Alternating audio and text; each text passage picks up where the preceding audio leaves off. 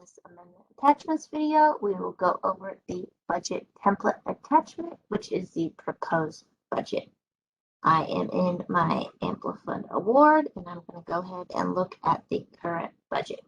So I'm going to go to the post-award tab, financial budget. At this time, you can also open the amendment template budget Excel. And you can either fill it in using the macro or without the macro. We will use this current budget regardless. I will first explain how to do it with the macro. So with the macro, you will export the current budget using the export icon in the top right.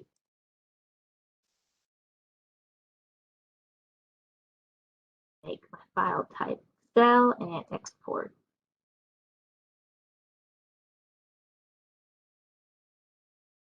It will prompt me to open it.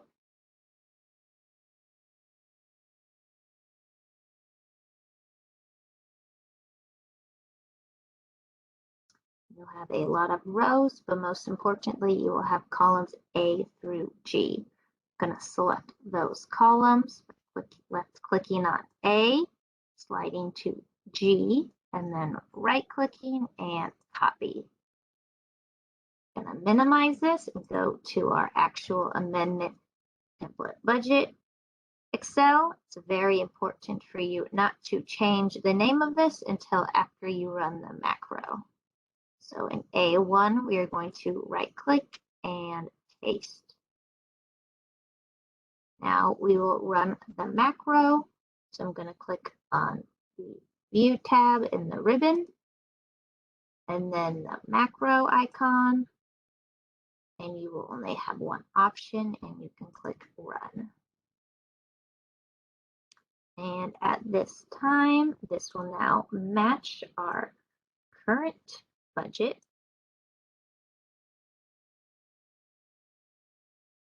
So you can see it's split out by line item and total cost. Over here, we will enter in our contract number.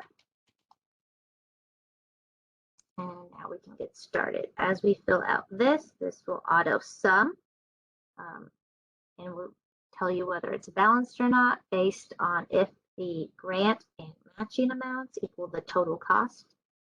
You will want to make sure that these sums also equal what you have available for your award, depending on what kind of amendment you're doing.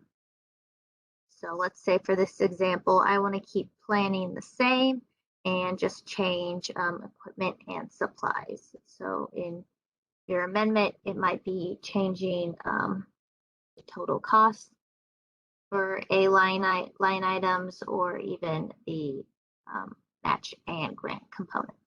So for this, let's keep construction the same and just move equipment and supplies around. So for planning, there's $1,000 in grants and $0 of match. And I don't have any in kind, so I'll just make this column 0 for ease. For this structure line item, I have $5,000 of grant and $2,000 of match for $7,000.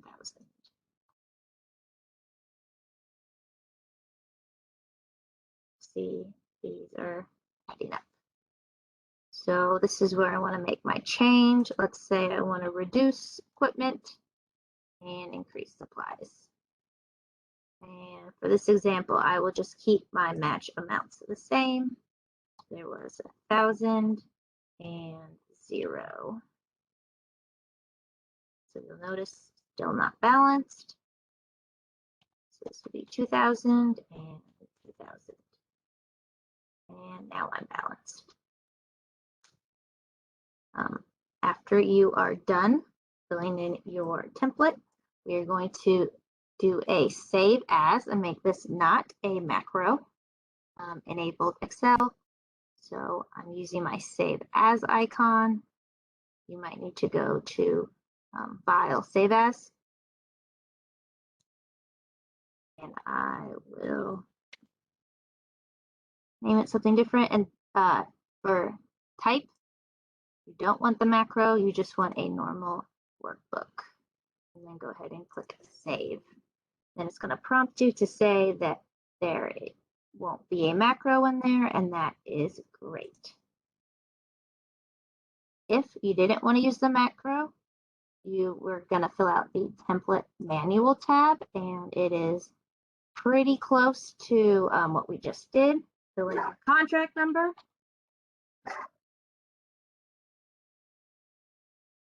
And fill in your category and line items.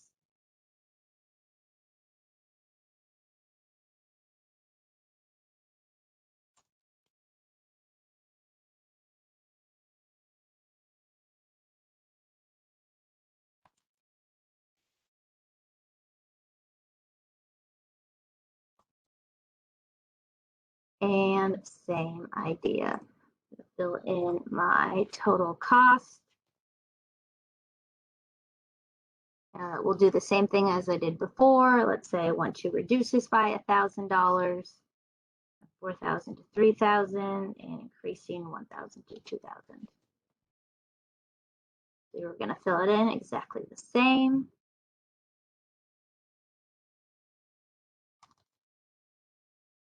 So it's 2,000 and cash match.